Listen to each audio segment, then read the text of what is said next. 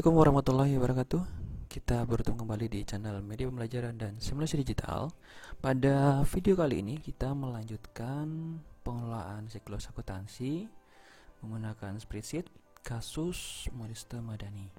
Nah, di sini kita sampai pada proses pembuatan buku besar pembantu piutang. Nah, ini adalah sheet ke 56 ya, sheet ke-6 kayaknya.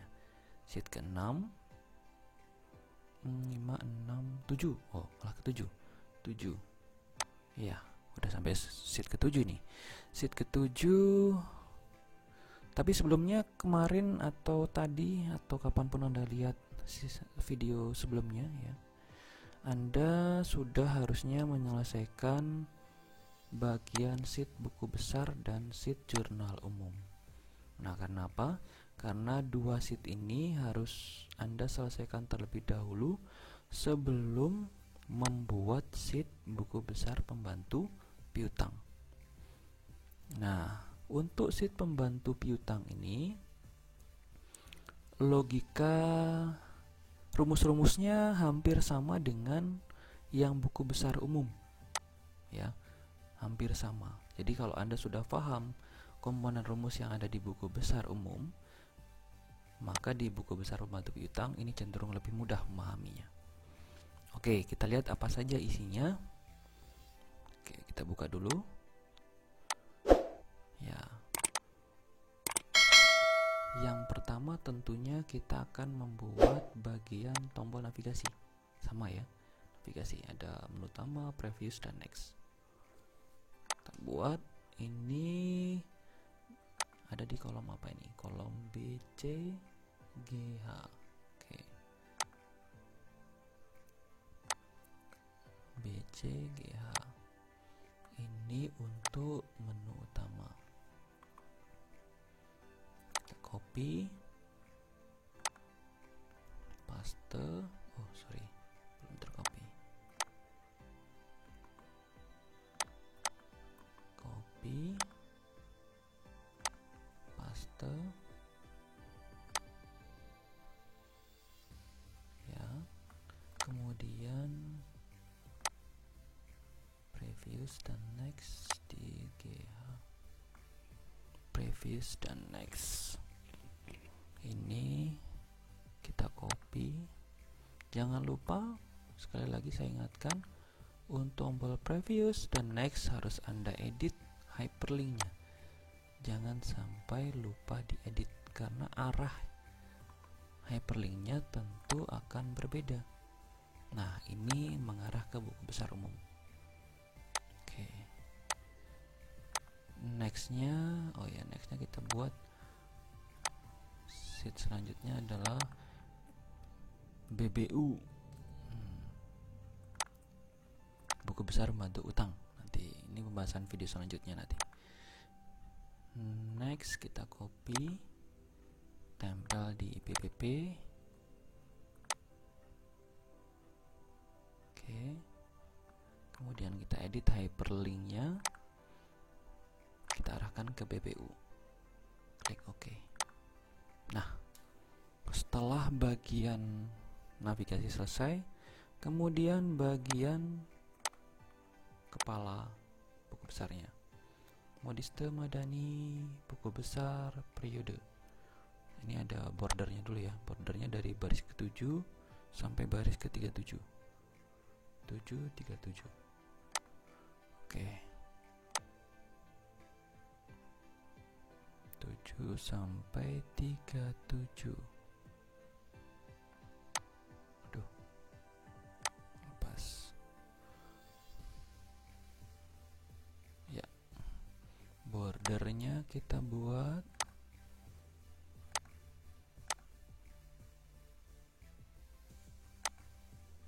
ya.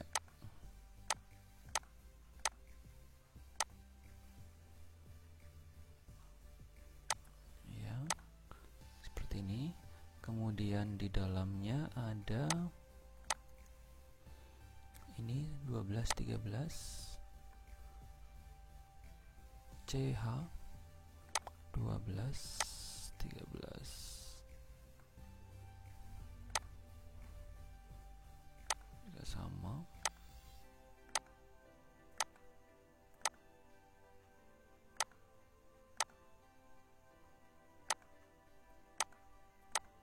Oke, kemudian isinya ini tulisan modistenya ada di baris berapa? 8, 9, 10.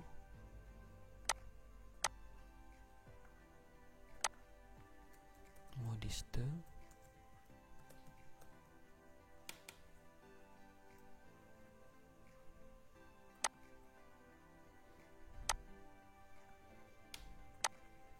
Buku besar pembantu piutang.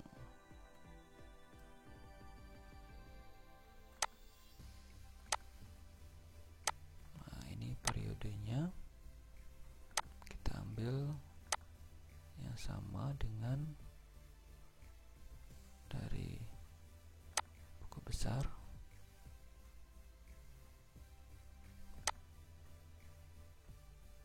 Rumusnya saja kita copy.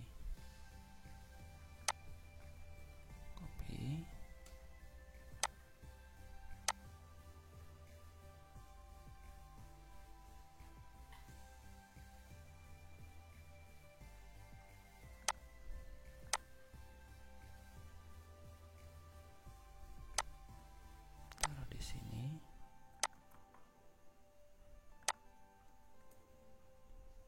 Kita merge.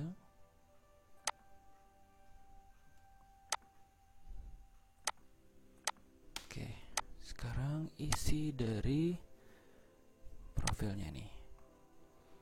Kode customer.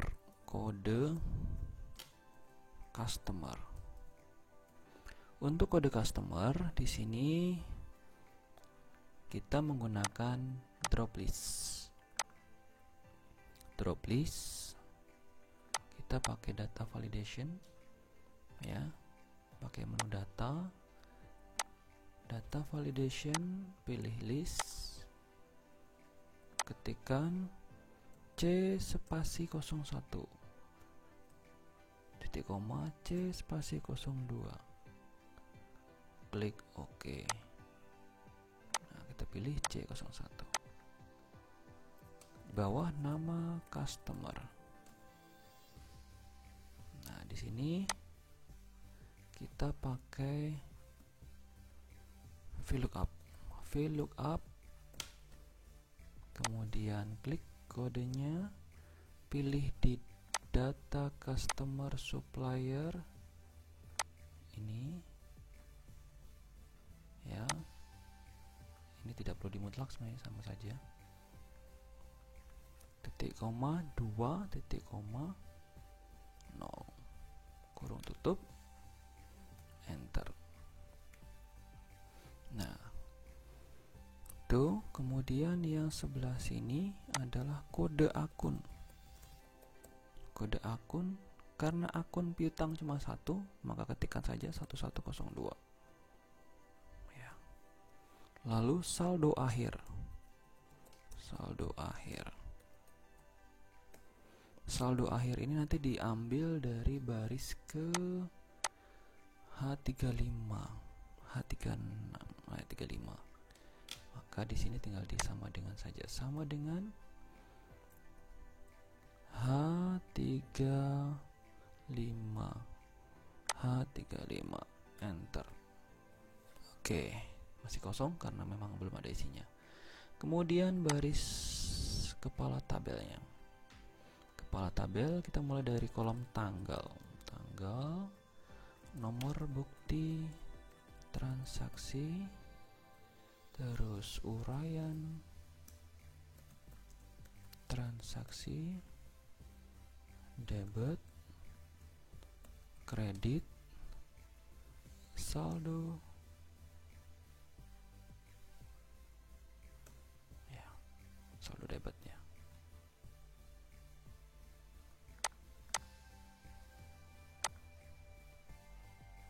Saldo saja, kita isi saldo aja. Ini nomor bukti kita rapikan.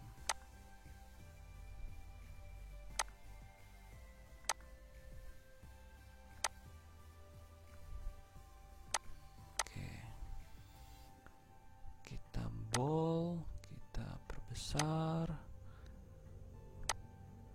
uraiannya kita perbesar, dan kita blok. Nah, sekarang kita masuk ke isi tabelnya. Logikanya sama seperti yang ada di buku besar umum. Jadi di dalam tabel ini ada dua bagian rumus. Bagian rumus yang pertama adalah bagian rumus yang ada di baris pertama. Ini saya berikan blok warna seperti ini. Dan ada bagian rumus di baris yang kedua dan seterusnya. Nah, dua bagian rumus ini punya komponen rumus yang berbeda. Jadi ketika Anda baru menyelesaikan bagian rumus yang pertama, jangan langsung ditarik ke bagian bawah karena komponennya berbeda. Oke, kita buat yang bagian pertama. Baris yang pertama, untuk tanggal ketik manual 01/07/2015. Nomor bukti kosongkan, tulisan uraian ini juga tulis manual, saldo awal. Debit. Nah, untuk debit pada buku pembantu piutang ini ada rumusnya. Rumusnya seperti ini. Rumusnya ini akan mengambil nominal dari saldo customer supplier, ya, saldo customer, ya, customer yang ada di sheet customer supplier, ya. Kalau kita lihat di sheet customer supplier kita nih, walaupun saldonya kosong, ini tetap harus dipindahkan, ya. Di bagian buku piutang ini akan kita isi dengan rumus, ya, seperti ini. Maksudnya ambil nominal berdasarkan kode customer yang ada di, nah, ini harusnya kolom D, ya, kolom D12. Nah, D12.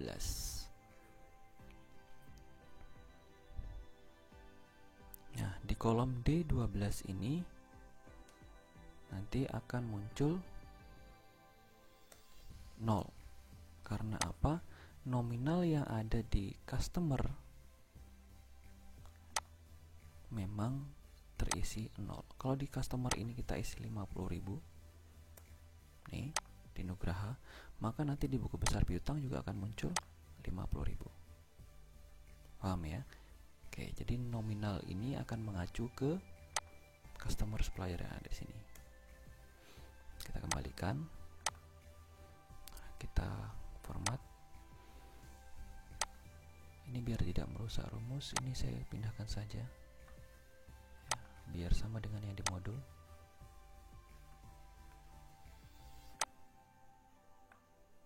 Ya, ini saya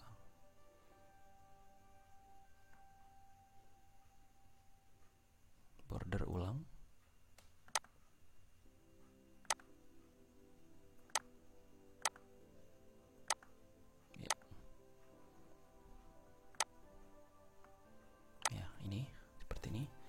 Kemudian ini baru debit. Untuk kredit kosong, ya, kosong, tidak diisi. Saldo debit sini, kolom saldo ini mengacu pada kolom debit. Jadi ini tinggal disamakan saja, sama dengan debit. Enter. Ya, ini baru baris yang pertama. Baru baris yang pertama di dalam tabel. Baris yang kedua, nah ini hati-hati. Baris yang kedua, di sini silahkan Anda ikuti. Kita coba input dari rumus yang debit dulu. Ya, debit.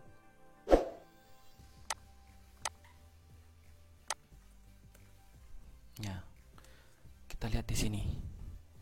Rumus debit ini sedikit lebih kompleks dari debit yang ada di buku besar umum, karena pakainya N. Kalau di buku besar umum itu pakainya OR. Oh, malah nggak pakai or, malah pakai if doang. Nah, jadi yang dipakai di piutang ini pakainya and, ada and-nya atau dan. Ya, maksudnya apa? Jadi di sini Anda diminta untuk mengikuti syarat. Syaratnya tidak cuma satu di sini. Ya. Syaratnya ada dua. Kita lihat apa saja. Ini saya pindahkan ke Word saja biar lebih gampang menjelaskannya. Nah, ini rumusnya. If and, jika dan. Syaratnya ada dua. Ini satu. Saya kasih warna. Ini yang syarat yang kedua.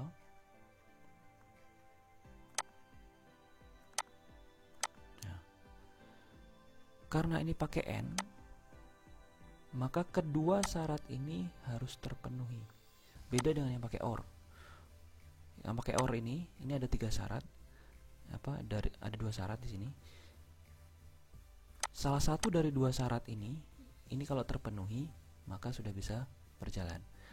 Ini kalau pakai or. Tapi kalau yang pakai and, ini 2 syarat ini harus terpenuhi, baru yang bagian ini bisa jalan, bisa diaktifkan, bisa dijalankan. Nah, kalau hanya satu yang terpenuhi syaratnya, maka yang bagian ini, jurnal umum H11 ini tidak akan dimunculkan. Oke, kita lihat di sini implementasinya seperti apa. If and, ya, E12 itu isinya apa? E12 ini isinya kode customer. Jika kode customer pada buku pembantu piutang, kita sebut saja BBP. Jika kode customer pada BBP ini sama dengan bagian jurnal umum dengan D11. Jurnal umum D11. Jadi E12 sama dengan jurnal umum D11. Kita lihat jurnal umum D11 itu isinya apa? Jurnal umum D11. Nah, kosong. Ya, karena sudah kosong maka otomatis tidak sama. Oke, tidak sama. Nah, ini sudah gugur. Kalau udah gugur berarti rumus ini tidak akan berlaku. Apa yang ada isinya di sini? Jurnal umum H11. Ini isinya apa ini? Isinya adalah nominal. Jurnal umum H11. Nominal dari akun debit. Ya. H11. Nominal dari akun debit. Ini tidak akan dipindahkan ke piutang. Ya, karena kita sedang mengisi debit, maka nominal akun debit di jurnal umum tidak akan dipindahkan. Yang muncul apa? Yang muncul adalah 0. Nah, harusnya yang muncul adalah 0. Kenapa yang muncul 0? Karena 2 syarat yang ada di sini, syarat pertama saja sudah tidak berlaku. Kita lihat syarat kedua apa? Syarat kedua pada bagian H12 ini apa, lihat nih. H12 di BBP akun piutang. Nah, akun piutang ini harus sama dengan, harus muncul juga di bagian jurnal umum F11. Jurnal umum F11 itu apa? Ini akun yang ada di bagian debit jurnal umum. Nah, lihat debit jurnal umum ini isinya apa? Akun kas. Nah, jadi sudah berbeda. Yang diminta di H12 adalah akun piutang, sedangkan di jurnal umum munculnya akun kas. Jadi 2 syarat ini tidak terpenuhi. Karena 2 syarat ini tidak terpenuhi, tidak hanya 2 ya, salah satu aja tidak terpenuhi, maka rumus N ini yang memunculkan nominal dari akun debit jurnal umum ini akan gugur, tidak berlaku. karena tidak terpenuhi syarat yang diminta di sini. Nah, maka harusnya yang muncul adalah 0.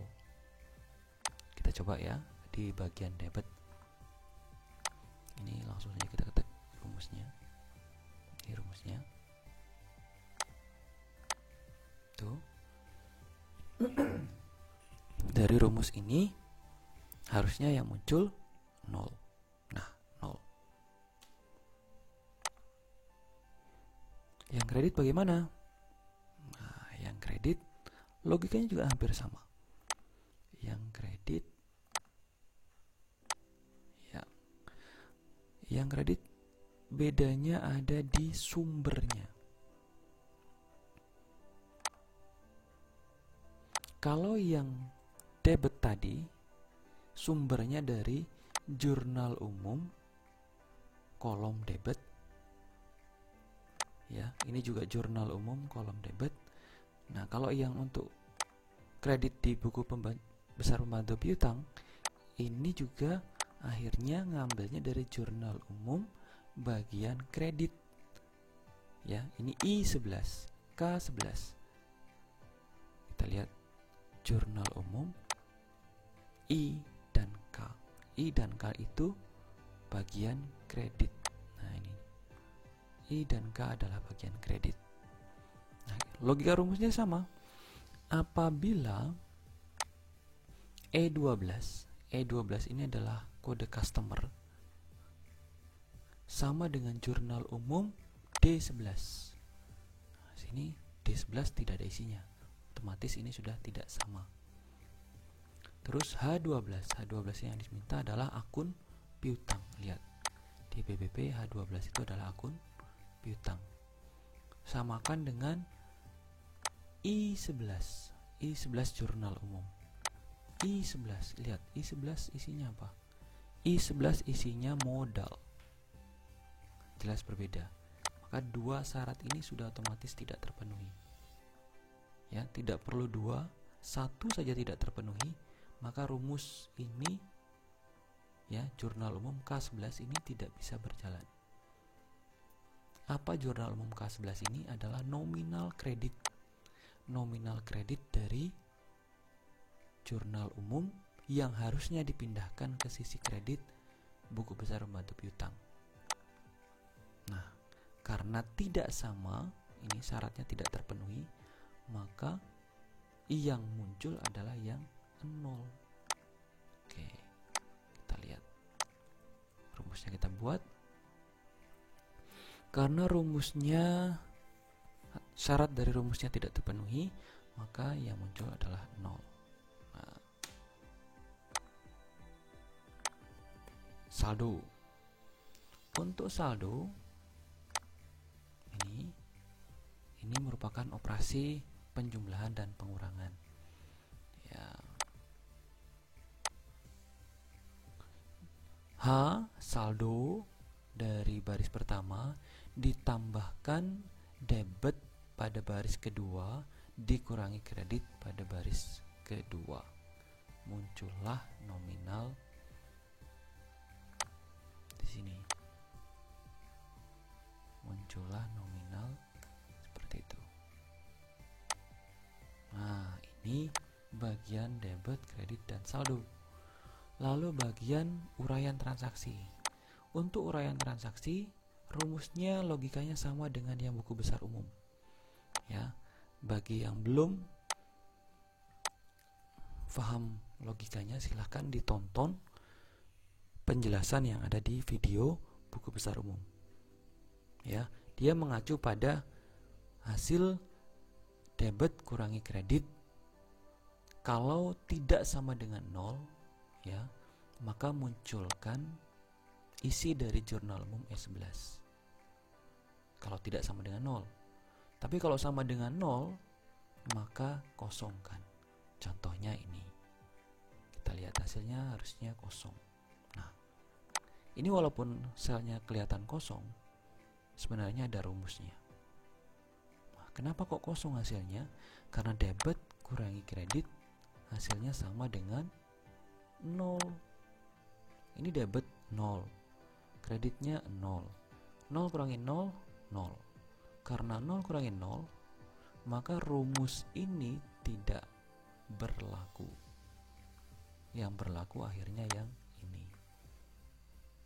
Oke, maka di sini tidak muncul apa-apa. Ya. Yang nomor bukti juga sama. Karena yang di kolom uraian tidak ada isinya, maka yang di nomor bukti juga. Nah, kalau E17 nggak ada isinya, nah, maka di sel nomor bukti juga tidak ada isinya. Kecuali kalau ada isinya, maka yang berlaku yang ini, jurnal umum C11. Nah, ini dia. Kalau uraian nggak ada isinya, di sini mesti ada isinya. Tanggal juga sama, bagian tanggal juga sama.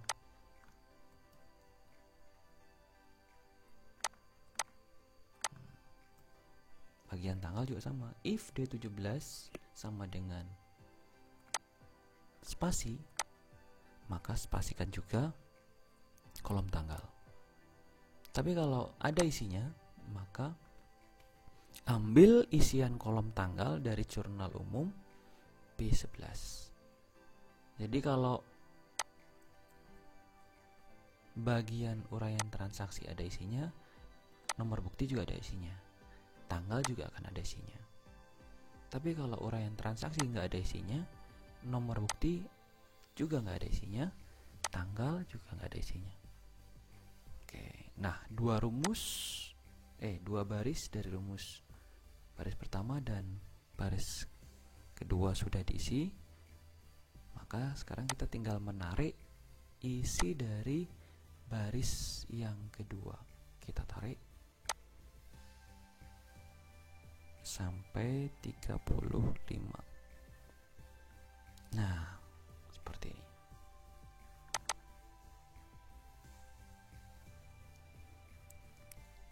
Lihat, untuk yang kolom tanggal, kalau hasilnya seperti ini, formatnya bisa dikembalikan ke sorted. Ya. Kita lihat di sini, harusnya untuk C01 muncul 2 transaksi ini. Harusnya ya.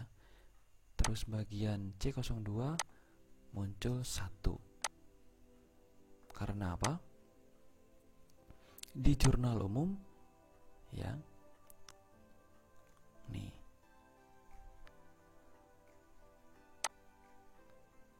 C01, C02.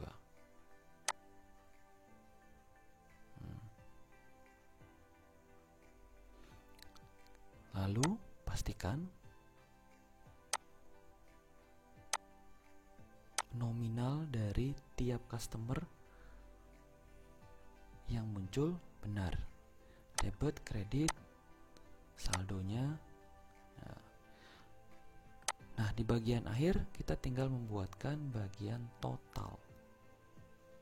Ya, bagian total. Oke, bagian totalnya kita mulai dari teks total di sini. Total. Pakai sum.